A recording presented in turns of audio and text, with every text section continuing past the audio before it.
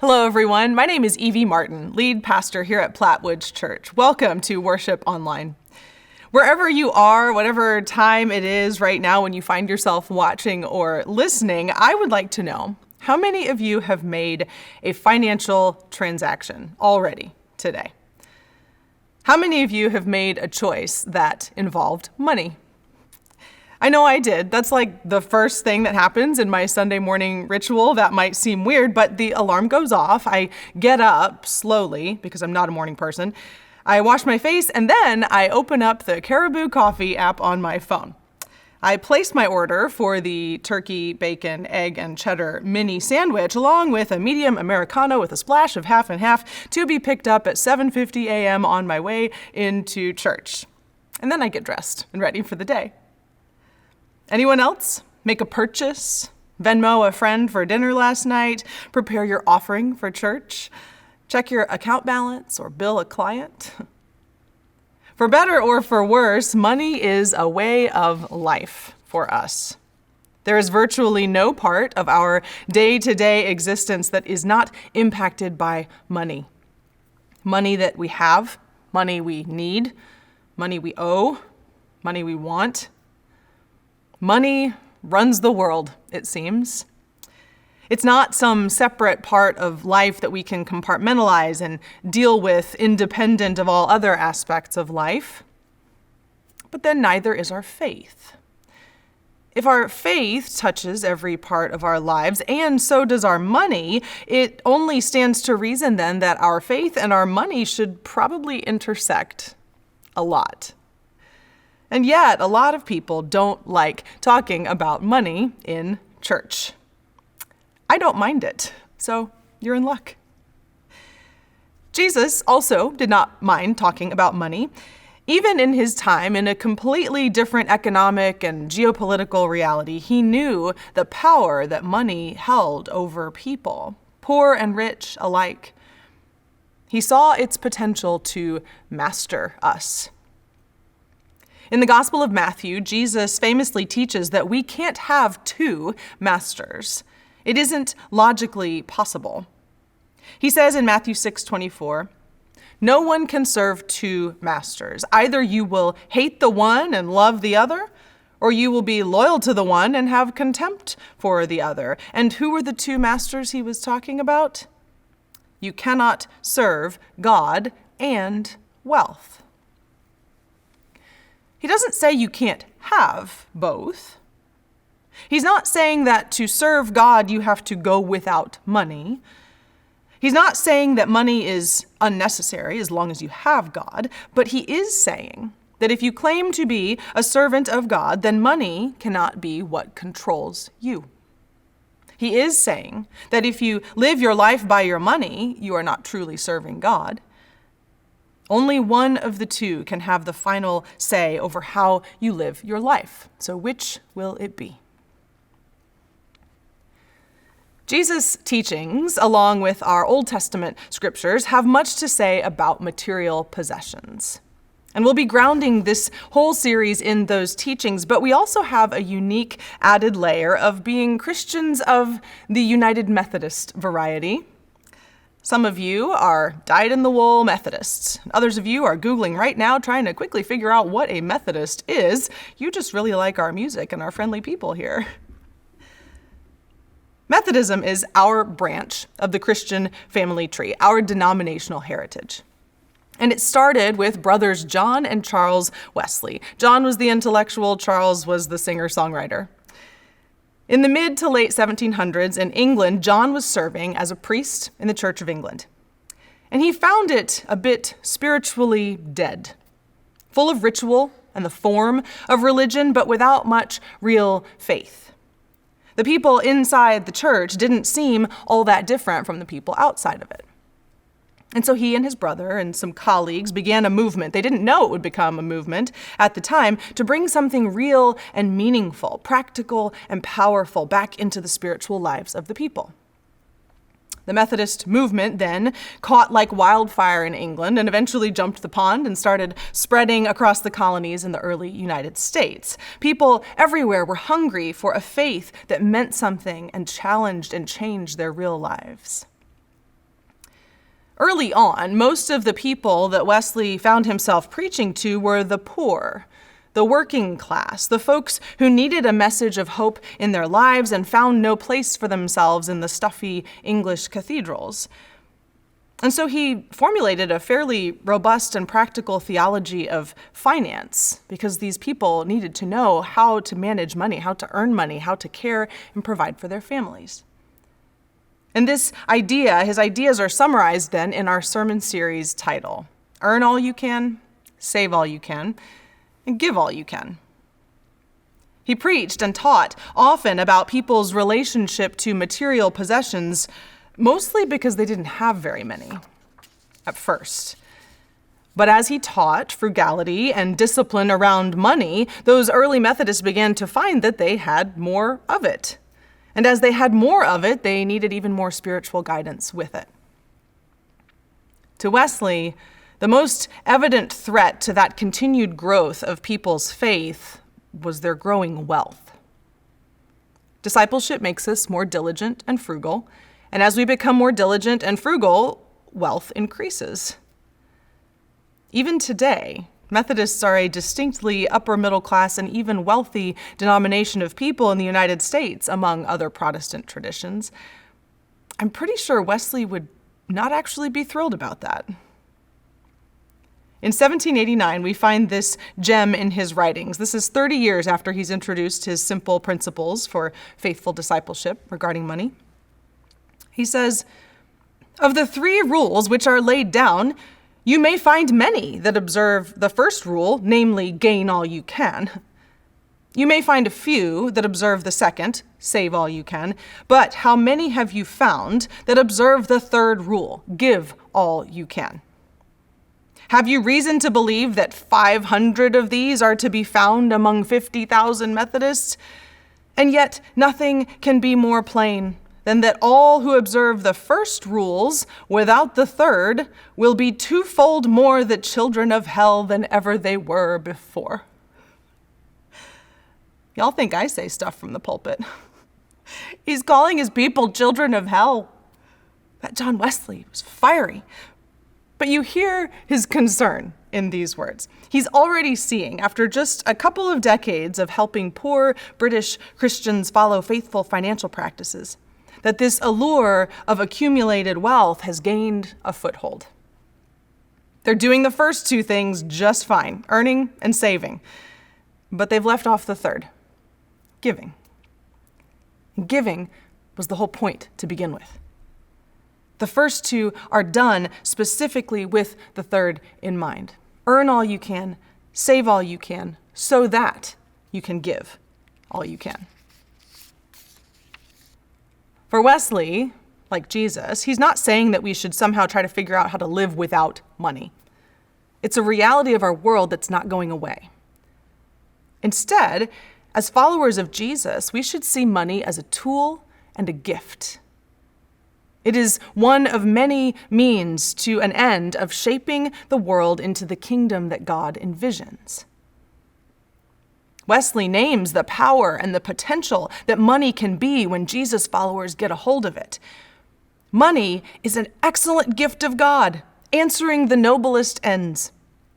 In the hands of his children, it is food for the hungry, drink for the thirsty, raiment for the naked. It gives to the traveler and the stranger where to lay his head. By it, we may supply the place of a husband to the widow and of a father for the fatherless. We may be a defense for the oppressed, a means of health to the sick, of ease to them that are in pain. It may be as eyes to the blind, as feet to the lame, yea, a lifter up from the gates of death. Our money, what we earn, what we save and give, is all for the purpose of glorifying God. It's a powerful tool. And what we do with it, how we view it, can model a different vision and purpose for money than what the world suggests to us. So this series, All You Can, will unpack these 3 principles of how we as Christians, we as Methodists, might steward our money. And today we begin with earn. Earn all you can. Sounds simple enough. Sounds very American, very free market economy friendly. Lots of us in this place are 100% on board with principle number 1. Many have built their lives around earning all you can. Earn and keep earning no matter what. Lots of people do that. But that's not the whole sentence. There's not a period after can. There's an ellipsis, a ... Earn all you can isn't merely an open-ended goal of indefinite upward mobility. In Wesley's mind and teaching, earn all you can was followed by some qualifiers. There are parameters to help bring meaning to our work, purpose to our earning, and well-being to our spirits. First, the instruction is to earn all you can by honest industry. And then he goes on to add, use all possible diligence in your calling. In the New Testament, we hear it in a different way. In Ephesians chapter 4, we hear, thieves should no longer steal. Instead, they should go to work, using their hands to do good, so that they will have something to share with whoever is in need. Work and labor are respectable pursuits. They're a good thing to do with our lives. We can find purpose and meaning in work. When I hear those words, earn all you can by honest industry, I think of an honest day's work, right? That's work that was done well, that you're proud of, and you didn't cheat anybody to get it done. Work that honors life and neighbor and creation, does not degrade them. Work that does not come at another's expense. The book of Proverbs is a collection of ancient wisdom sayings, and it holds verse after verse about the value of hard work as opposed to slothfulness or dishonest endeavors. But I'll lift up one well-known example that comes at the end of the book.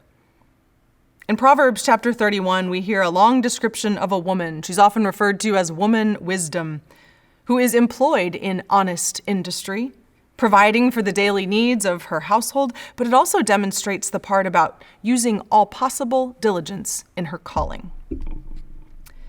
She seeks out wool and flax. She works joyfully with her hands. She surveys a field and acquires it. From her own resources, she plants a vineyard. She works energetically. Her arms are powerful. She realizes that her trading is successful. She doesn't put out her lamp at night. The chapter goes on with all the industry by which woman wisdom is employed, but there's something in these pursuits that speaks to a sense of vocation, a sense of being gifted and called for a particular purpose. She realizes she's good at trading, so she gets to work at that. She is energetic. Her work brings her life. She is happy when she's spinning cloth, and so she seeks out wool and flax. There are parameters to earning all we can. Is it done honestly? Or is it degrading life, ours or someone else's or some part of the created world? And are we diligent in our calling? Is it something that connects us to a sense of a larger purpose? Another way to ask that might be, are we just making a profit or are we making a difference? These questions make me think about my younger brother as he began to wrestle with them a few years ago. He worked hard for a decade, making lots of money for the executives in the oil and gas industry and a decent amount for himself too. But over time, he began to wrestle with this gnawing sense within himself that something didn't feel right about lining the pockets of the already uber rich by depleting the planet of its fossil fuels. He knew his intellectual gifts could be put to different use. He was honing a sense of his calling, being diligent in his calling. And so in his mid-30s, out of an established engineering career, he pivoted. He went back to school, pursued a different vocation, and now works with corporations to reduce their emissions and little by little bring them closer to carbon neutrality. He was willing to earn less because to him it feels like honest industry and a more diligent use of his calling and gifts. And at the end of the day, it turns out he does just fine. Earn all you can by honest industry and all possible diligence in your calling. And then, earn all you can by common sense. In Wesley's sermon on the use of money, this is his shortest point. He simply means keep using your head. Whatever your work is, keep learning it. Grow and improve. Don't fall into a rut or just do what you learned from the person before you. He says you should continually be learning from the experience of others, from your own experience, reading and reflection, to do everything you have to do better today than you did yesterday. And see that you practice whatever you learn, that you may make the best of all that is in your hands. Back to the wisdom of the Proverbs, there are many reminders that on our own, we are usually foolish. We do not always know what is best or how to improve. Plans fail with no counsel, but with many counselors they succeed. And without guidance, a people will fall, but there is victory with many counselors. Keeping wise people around us, learning from others, people who've been diligent in their own calling, who have learned the discipline of generosity, who follow Jesus. All of these things help keep us grounded in common sense as we earn. They help us remember that neither our work nor our earnings are what define us. We can find deep meaning in how we make our living. We can grow and learn and always do our very best at it. And as we do, what we earn will be all we can by common sense. Finally, earn all you can, not at too great a price. And here's where the rubber hits the road for most of us in 21st century workaholic America. Whatever you earn or whatever you aspire to earn, what is it costing you?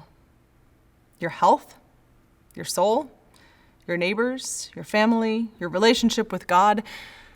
Wesley touches on all of those. And once again, Proverbs puts the truth to us bluntly by saying, don't wear yourself out trying to get rich. Be smart enough to stop. How is our pursuit of earning affecting our physical life? Wesley asks his first listeners if they're eating and drinking and sleeping well, if they are breathing in tainted air. Remember, in the 1700s, he would have been preaching to miners and factory workers. And then he even drops this nugget in, which hits a little too close to home. Others may not be absolutely unhealthy, but only to persons of a weak constitution. Such are those which require many hours to be spent in writing, especially if a person write sitting and lean upon his stomach or remain long in an uneasy posture. I literally had to get up from writing this sermon and go walk around because my back was starting to get sore. Where our work is affecting our physical health, he suggests, if we are already engaged in such an employ, we should exchange it as soon as possible for some which, if it lessen our gain, however, will not lessen our health. We might make less money, but our bodies will thank us. In addition to our physical health, Wesley asks if our earning comes at the cost of our soul. Are we at odds with our own integrity, our morality? Are we entangled in work that isn't wholly right or just? And does it leave us with knots in our stomach that over time we've learned to ignore? These are the ways of all who seek unjust gain. It costs them their lives, Proverbs 1:19 says. And the wages of the righteous lead to life. The earnings of the wicked lead to sin. Wesley gave examples of trades that were unquestionably illegal at the time in England, but he also left space for subjectivity with this question. He notes that what may be unconscionable for some is quite reasonable for others.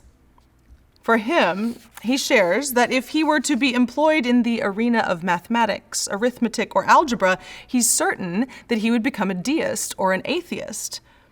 And so to keep from losing his own faith, he could never make a living by such work. But for others, they seem to have no problem doing math and still believing in God. So for them, all is well, souls intact, keep making money doing algebra.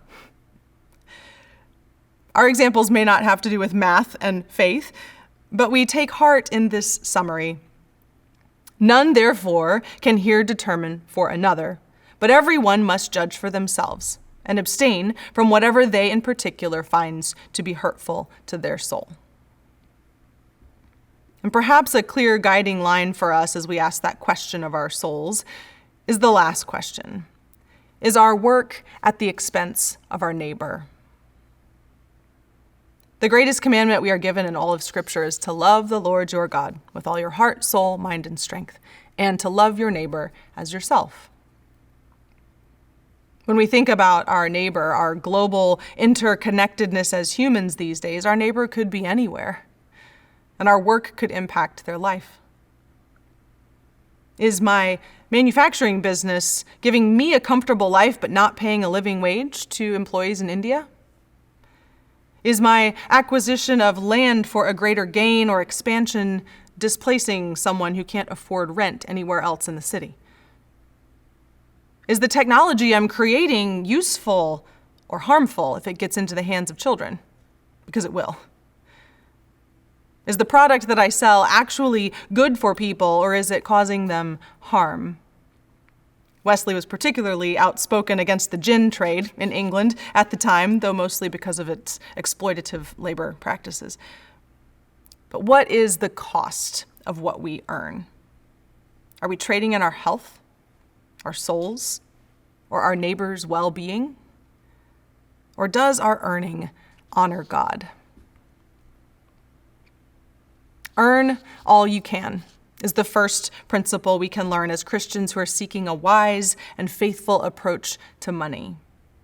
But it's not meant as an infinite game with no limit to our acquisition. Earn all you can by honest industry and use diligence in your calling. Earn all you can by common sense. And earn all you can not at too great a price. The earning comes with a greater purpose. Money in the hands of Christians should be a force that can literally change the world. It is a gift that fuels God's work of transformation. It feeds the hungry. It heals the sick. It provides homes for the homeless. It lifts up the lowly. It generates creativity. It can solve global problems. It makes sense that we should earn it, because we're going to need it to give away.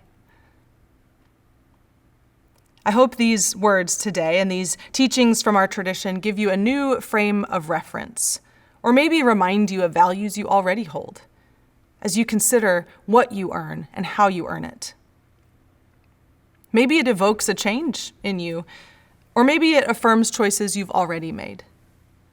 But we're not done yet. And the next 2 weeks we'll pick up right where we leave off today as we dive into save all you can and then give all you can. Let's close in prayer. Generous God, giver of every good and perfect gift, you are the one we choose to love. Money can tempt us, but we know in our heart of hearts that our purpose and our lives lie solely in you. Thank you for the gift of work, paid and unpaid, that allows us to put our minds, our hearts, and our hands to tasks we believe in. Thank you for the gift of money that puts food on our tables and a roof over our heads. Give us wisdom in whatever season of life we're in to remember that it is gift and not our identity.